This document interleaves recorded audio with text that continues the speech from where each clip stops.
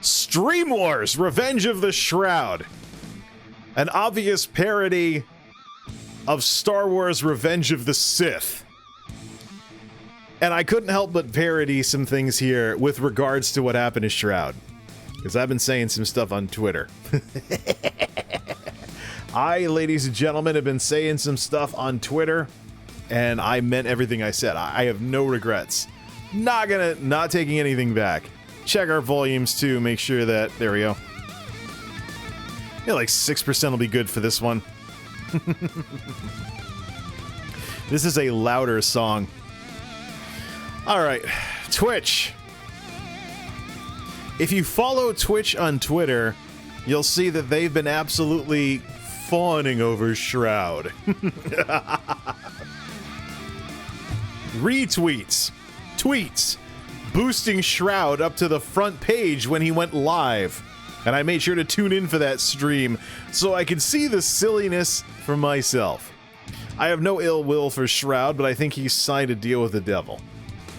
I think Twitch, in particular, has something else going on that is the reason why they're going to publicize the living daylights out of everybody that they coddle like this. As we know, YouTube is cranking things up to have more feature parity with Twitch. Red versus Purple is going to be a very serious fight in the near future. So how do you prepare for something like that when you know that you have technology? Number one, the content you specialize in is perishable, not anywhere near as valuable when someone stops being live versus videos. How do you gear up for that kind of a fight? You gear up for that by basically taking any publicity you can get. Let me go over these tweets here. Twitch retweets Shroud saying, "I'm coming home, Twitch TV, Shroud," and he has this big teaser video. Then Twitch returns the favor, "Welcome home, Shroud," and here we go. Shroud goes live. Then Twitch responds, "You can call me Uncle Shroud." See here, new look, same Shroud, twitch.tv/Shroud. Shows some clips. I think he's playing Valorant. And then later on, an hour later, if you thought you finished pogging today, think again. Ewok, I guess it's a Fortnite streamer, has returned to Twitch. And then before all of this Shroud stuff, this is way too nice of a song for something this serious. There we go. So, and then before all of that, oh, Lily Pichu is here to stay. Exclusivity contract. Okay, Twitch. I'm done with your nonsense. Here's what I'm gonna do. If I check the Twitch Twitter and I see a streamer getting oohed and awed because they signed an exclusivity deal with Twitch, I'm going to audit them on the spot when it comes to whether or not they've benefited from evergreen content. Let's get the browser on screen here. Let's get all this Twitter stuff off of here. And let's begin with something that is a little on the stuffy side. And because of that, we need to get a little stuffy ourselves, so stop everything.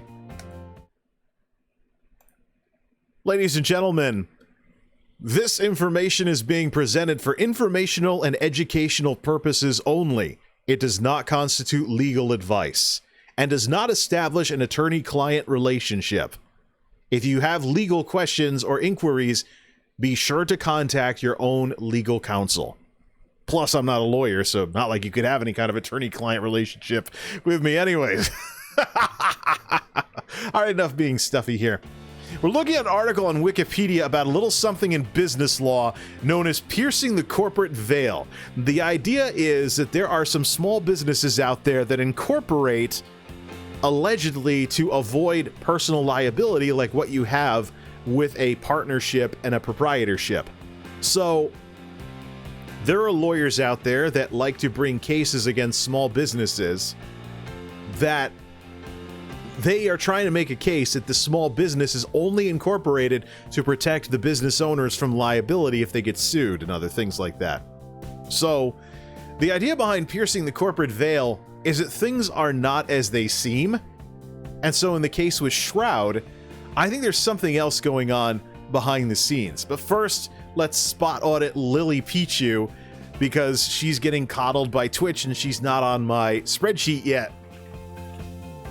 So Oh, Lily Pichu, exclusivity agreement. She's on Twitch to stay. Okay, let's do a spot audit right on the spot here. Lily Pichu lasts 365 days, but this is actually a lifetime graph. She had viral events in 2017, and she had something else happen at the end of 2019, and things along those lines. About $8 grand overall this time on average. Partnered, channel created 2012, but she has a YouTube channel. Sorting videos. We'll probably go back to normal zooming on this if this is smaller. Yeah, it is. Her sorting oldest to newest. Her oldest video is 9 years old. It's from 2011. So, she's had her YouTube channel, and we bounce this up against creating her channel in 2012. She's had her YouTube channel the whole time she's been streaming, from the looks of this. Goes back way before Sully Gnome, but there has been a feedback loop between YouTube and Twitch, evergreen content and non-evergreen content. So again, show me anybody who can grind from 0 to hero on Twitch. Because over and over and over again, this being the latest example, that's not what happens. Lily Pichu has plenty of YouTube videos with plenty of views. And they're all made, obviously, for YouTube. We're looking at the old stuff here. They're obviously not time sensitive, not stream highlights, at least here they're not. So, there is content living somewhere. There's content living somewhere that people can find, and algorithms, search engine optimization, all that other stuff contributes to the feedback loop. So here's what I'm going to do. Every single time I poke around on Twitch's Twitter and I see this lovey-dovey thing about so-and-so's gone exclusive on Twitch, they are a candidate to be audited on the spot to see just if they're just the latest example of how you don't grow on Twitch. You have to do Twitch and something else to amount to something on either platform. So let's talk about Shroud. I talked about piercing the corporate veil with its disclaimers and all. Piercing the corporate veil refers to what appears to be going on may not necessarily be what's going on. And so here's something to think about. What does Twitch need right now as the fight with YouTube starts to heat up? And I've also added a reminder to watch the Twitch Public Access after the show, which I think might be their answer to Creator Insider on YouTube. So we know that YouTube is cranking things up. Let's see here. There we go. Well, I suppose this is good enough. So we know that YouTube is cranking things up. So if you're Twitch, how do you get around some of the problems? You do everything you can to get any kind of creator to go exclusive.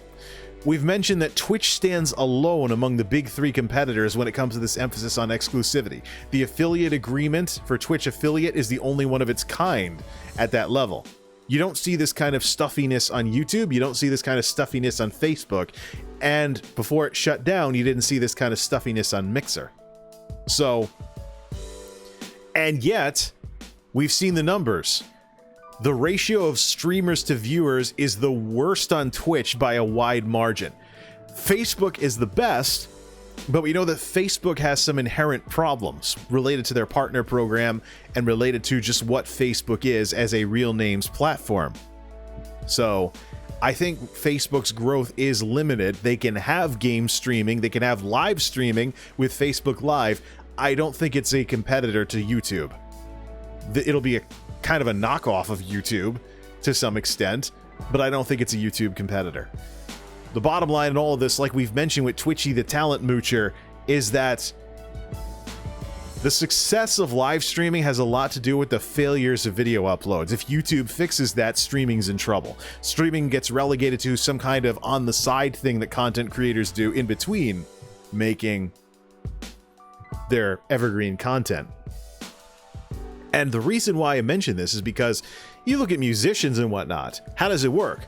They craft studio albums. They get their songs on the radio. They get people to go to their tours, their shows, their gigs. And then maybe, you know, once in a while you might see a live album. But it's all part of the feedback loop. So if you're a band or you're a pop singer or you're something like that, you have record sales and whatnot, you have a feedback loop between your studio stuff and your live stuff. The studio content gets out there in the market, gets people introduced to what it is you do, then you show up and play your songs live. Unless you're Dragon Force. Sorry, I couldn't resist that. I was talking about musicians and stuff. I had to bring that joke in there somewhere. So, we see in many types of media that predate streaming that this feedback loop between produced content and live content is a thing. And yet it is only in the Twitch ecosystem that people think they can just show up with their video games and grind their way to being somebody, when live streaming itself is inherently limited. And not only is live streaming inherently limited, but Twitch's evergreen capabilities are inherently limited, as well as the conditioning of the user base. I think this is where Amazon needs to come in. They need to take more control over their subsidiary here. Give people a reason, even if it means rebranding Twitch. Give people a reason to go to Twitch as a gaming portal and not necessarily, and this might be part of the reason why we're seeing this doubling down on the gaming side of Twitch, because it is Twitch's bread and butter.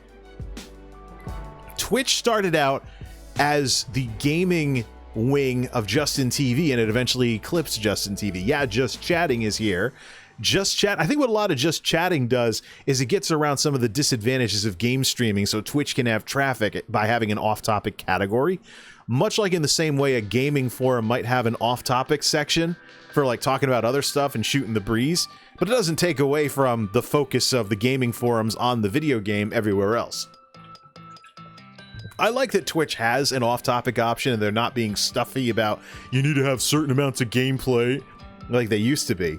So I really think that as Purple YouTube, Twitch is closer than they've ever been. They just have to work on the video side of things. And I think the only way they do that is by essentially focusing on gaming, their bread and butter. So Austin show's not going to like me for this, but they focus on gaming with their bread and butter. And much like what they did with Prime Gaming, they rebrand Twitch as a gaming destination. Although they are working on music and performing arts and stuff for the non-gaming related stuff like that. But really what needs to happen is, in order to become Purple YouTube, Twitch needs to be more known for video, and they also need to be more known as a place where you can go for something besides streaming. And I think the best way they can do that, Twitch has strong brand ties to gaming and stuff, and so that's why I think they should pursue this on the gaming side of things. If Twitch is going to turn into Purple YouTube, they should do so by starting with gaming and then expanding outwards, just like they did with categories and then the rise of Just Chatting. I think that's really the way to go with that. Plus, they got to work on their technology, how segmented the platform is, and then they have to answer the very difficult question of how they can compete with YouTube without turning into what YouTube is. Too many mechanized, automated systems. That, I think, is a problem on YouTube. As much as people are annoyed by Twitch, they can be a little unprofessional sometimes. I think if there is a platform that does what YouTube does with more of a human focus, instead of letting automated systems run amok, I think that might actually be useful in getting YouTubers to change over to Twitch. Even to just do Just Chatting, or streams that turn into videos. I know I've certainly seen how fun it can be to do a live show like this, take my old podcast series, take it over to Twitch, and turn it into YouTube videos after the fact. I've certainly had a blast with this. But at the very same time, Twitch has to figure out how it's going to move forward with YouTube getting its act together. Not only that, but big talent going over there, sometimes for reasons other than what Twitch would like. So, I said Shroud was a sucker over on my channel, or over on my Twitter. Let's see, get a better song here. The Thunderer by the U.S. Army Band. Hey, let's go with it. Let's give it like a Hogan's Heroes vibe or something like that. All right. I said Shroud was a sucker because I cannot believe, I just can't believe that he would sign any kind of exclusivity agreement with Twitch. I just can't believe it. With everything going on with Dr. Disrespect, and I even did some clips of his stream. I said, oh, that's below the belt, because Shroud took some digs at Doc in his comeback stream, which hit 500,000 people, 500,000 concurrent viewers. However, there's an extremely important difference between Shroud's comeback event and Dr. Disrespect's comeback event on YouTube. Not only because Twitch has a few stuffy policies, like people getting in trouble for aiding ban evasion if they do a stream with a banned streamer, which is the joke right now. If Shroud and Doc play a game together, Shroud can be on Doc's stream, but Doc can't be on Shroud's stream without Shroud possibly getting in trouble. But when I saw Shroud taking the digs at Dr. Disrespect, I was like, oh, that is so below the belt. But here's the thing, though. With everything going on right now and the silence, which points to, from my point of view and various legal folks' point of view, a business dispute that probably has to be settled through the legal system, so I'm not going to go into very much detail on that, nor do I want to add to the irresponsible speculation that the media is going crazy with right now. There's a show on YouTube called Virtual Legality, hosted by Hogue Law. I'm a huge fan of it. I recommend you folks watch it. I have to go watch the episode they did about the return of Shroud from the looks of it. I haven't even seen it yet. So if I say what the guy on that show says, it just means that we both independently came to the same conclusion. I'm not actually basing any of this on stuff I saw on his show because I haven't seen it yet. But here's the thing. You have this silence right now, which is typical for business disputes and contract disputes and stuff like that. You have this kind of stuff going on, and then somebody like Shroud signs another exclusivity agreement. I think it might be that I'm biased because I'm such a nerd with this stuff. So I know that YouTube is cranking things up to compete more with Twitch. So because of that, I know the scene's about to change. YouTube's been gaining market share. Yes, Twitch is growing, but so is YouTube. And YouTube, as we know, is only a couple of UI changes away from being more competitive with live streaming. And we know they're working on feature parity with Twitch with some of the features that they announced recently on Creator Insider. So YouTube is ramping things up. The question here is, with Twitch, what do you do? If you're Twitch, what do you do in this case? And if you're Shroud, what do you do in this case? And I was thinking perhaps that this whole situation with Dr. Disrespect would cast a shadow on any exclusivity agreements with Twitch. Then Shroud goes and like, oh, I'm going to be on Twitch. I wonder about Shroud's business sense at this point. So, he also did the video back when he was on Mixer talking about, oh yeah, Microsoft, they can afford to wait around. They can afford to wait out Mixer not being anywhere near as big as all their competitors. Poor guy. If he's yet another one of those big content creators that has a business manager working for him, I wonder about that business manager. You know, the scene of live streaming and the feedback loop between live streaming and evergreen platforms is about to change. So I really view this as a giant publicity move. I think Shroud and everybody else that Twitch is inking deals with is basically propping these people up to basically pull some publicity stunts like, oh yeah, we could have exclusivity agreements without them turning into what happened to Doc. It's all speculation though. If I was Twitch, I would do the exact same thing. I mean, their public opinion is not happy with what happened to Dr. Disrespect. They're not happy with Twitch's stuffiness. They're not happy about Twitch's policies or how they handle discipline and things like that. And so if you're Twitch, what do you do in a situation like this? I think exactly what they're doing right now. Make a big deal out of Lily Pichu streaming exclusively on Twitch. Make a big deal out of Shroud streaming exclusively on Twitch. Make a huge publicity thing out of it. Put him on the front page. Prop him up to 500,000 concurrent viewers until nerds like me take a good hard look at what's going on and realize Twitch is running on all 8 cylinders to do what Dr. Disrespect did on his own. Sorry, Twitch. You gave Shroud all the leg ups you could. You pulled out all the stops to get into 500,000 viewers. Dr. Disrespect streamed a gas station for a day. And YouTube doesn't have to care about Doc streaming on their platform. YouTube is way bigger than streaming, and YouTube is way bigger than gaming. YouTube didn't have to care. Far as I'm concerned, the Dr. Disrespect comeback event was the better of the two. And how sad and how sadly representative of the state of things was Shroud's comeback event. He makes fun of Doc without mentioning Doc. Oh, I'm not going to do a scene where I'm in some Lamborghini shouting at people like an old man. I don't know why people thought there'd be this big thing. I'm just going to sit here and play Valorant. And I could just, when I saw that, I could just imagine some uppity up at Amazon somewhere watching this all go down, just groaning and rolling their eyes. Oh, man. If I was somebody at Amazon, I would have fired off some pretty pointed emails about how everything went down. Like, no, get some talent that can make us look better. Because Amazon's a very aggressive company. For Amazon not to be more involved with the management of Twitch is a real surprise to me. I'm surprised Twitch even gets to do half the stuff they get to do these days.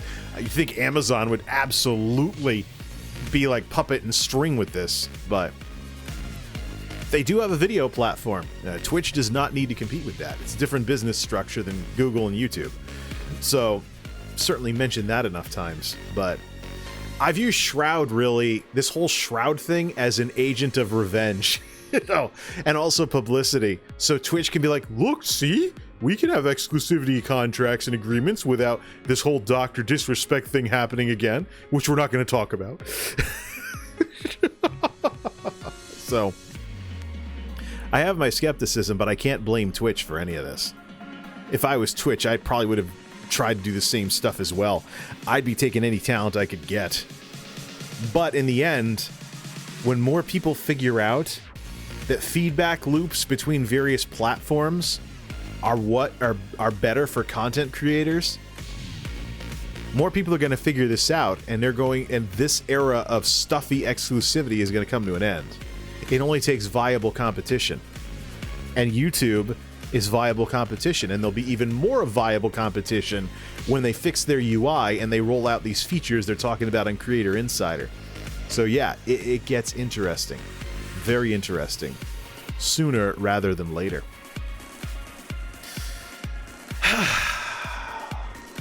What is going to happen? Who knows? But this whole Shroud thing, I'm not surprised that what happened happened.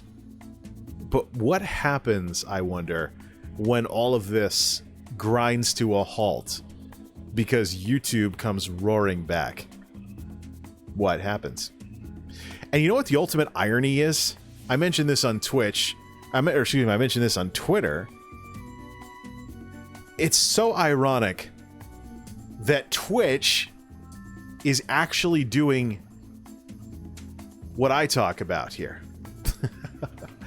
Let's zoom way in on this so it can be nice and big and switch back to the browser. By doing what they were doing to plug the Shroud event,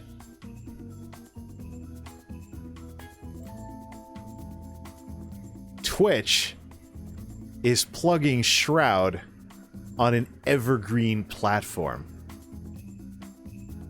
Twitter. What's next? I'm gonna see a YouTube video advertising all of this?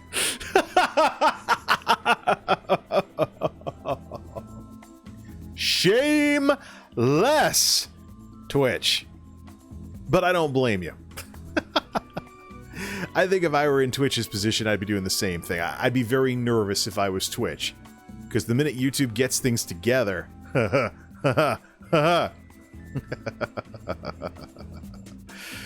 Oh, man, oh, man, oh, man. Shameless. Squad YT, by the way, is a parody of Squad W. Except instead of being about, you know, how women are treated on Twitch, it's about YouTubers on Twitch. That's what the parody is all about, ladies and gentlemen. So, yeah, I take this whole Shroud thing with a grain of salt. And I think, though, here's the thing with Shroud. Here's the thing with Shroud and the whole Mixer thing, by the way. Yeah, Shroud and Ninja had lucrative contracts that they found they probably had some pretty good legal counsel that allowed them, when Mixer shut down, to get themselves some nice paydays. But that should be viewed as an exception, not the rule. Quite frankly, I am very curious what happens with Shroud once YouTube ramps things up. What's going to happen then? Is he going to look like a bozo when that happens? And we see more multi-platform creators bouncing between YouTube and Facebook? I mean, we keep looking again and again and again on this show at creators who are benefiting from feedback loops. And even Twitch on Twitter is benefiting from feedback loops. You know what? My curiosity has gotten the better of me. YouTube.com. Does Twitch have an official YouTube channel, much like Dailymotion does? Oh, there it is. Dr. Disrespect lifting Twitch's shroud. Virtual legality added to watch later. Twitch. Twitch has a YouTube channel, right? Daily Twitch, Devin Nash. It'd be funny if they did. I just gotta see this, dude. Twitch official channel. Come on. That's one of the ironies, too, is that one of YouTube's Daily Twitch. Is there an official Twitch affiliated YouTube channel? I can't find it. Maybe the algorithm's failing me once again. Let's go to twitch.tv. Twitch.tv, mute whatever starts playing in case it's copyrighted. Mute! Is there an about link? Is there an about link? I'm looking in the other browser here. Trying to scroll down. Maybe in the drop-down menu of the hamburger menu, as it's called. Community guidelines, cookie policy, security terms, about. There we go. Let's go to the about. We saved you a seat in chat. You know what? Oh, this is normal size. All right, let's put Firefox back on here. Let's take a look. I should keep Firefox loaded up as well. We saved your seat in chat. Twitch is where millions of people come together live each day to chat, interact, and make their own entertainment together. See here. Live every day, excuse me. Region follow, games, music, talk shows, sports, travel and outdoors, just chatting, food and drink, special events. Find your thing. Unabashed fans, welcome home. Watch what you love, connect with streamers, and chat with tons of communities. Yeah, see, this is the human side. You know what? We can start the music back up again. I thought I was going to go to... There you go.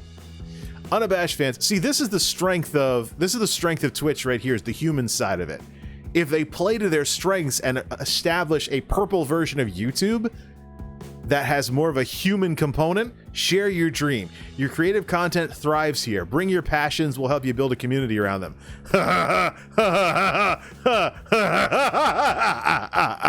Get to work, Twitch. You are way behind in the technology world. And that's really Twitch's biggest weakness. They have to get away from this. They have to find a way to be a source of evergreen content, and they have years of catching up to YouTube to do for that sort of thing. How to start, build new stuff. Twitch is the developer's dreamland. Countless communities need custom tools built just for them. Come be their hero, build with us. Reach our crowd. Ready to build real connections with a huge engaged audience? We got a few million friends we'd like you to meet. Advertise with us.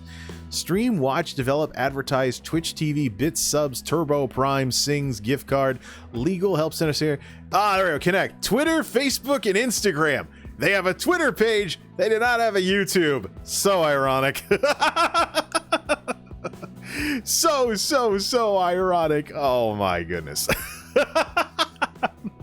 See, that was the joke, actually, is that Dailymotion, one of YouTube's competitors, actually had a YouTube channel, but it looks like Twitch is not doing the same thing. Well, I give him a thumbs up for that, because people made fun of Dailymotion for that. Like, oh, you're acknowledging the YouTube's better by having a YouTube channel, Dailymotion. So, all right. That is the Shroud thing, and to a lesser extent, that is the, well, maybe to another extent, that is the Twitch thing. So that's the Shroud thing, and that is the Twitch thing. We can close some browsers now, just don't close OBS. Refresh a few things here and there, and let's go to an intermission, because that is the big discussion about the whole situation with Shroud. Bottom line, I am very curious what position Shroud is in a couple of years when YouTube ramps up. Does he feel like an idiot when YouTube gets their stuff together? I'm even reminded of that old virus from the 90s that would fill your computer with this musical thing that said, "You are an idiot! Ha ha ha ha ha ha." We shall see. But I am very, very curious about the online media war between Red and Purple. Stream Wars, Revenge of the Shroud. Yeah, it's a funny joke and a funny parody, but I'm curious where this joke goes from here. This is MultimediaJay Radio Style. Don't touch that dial. 257. MultimediaJay Radio Style.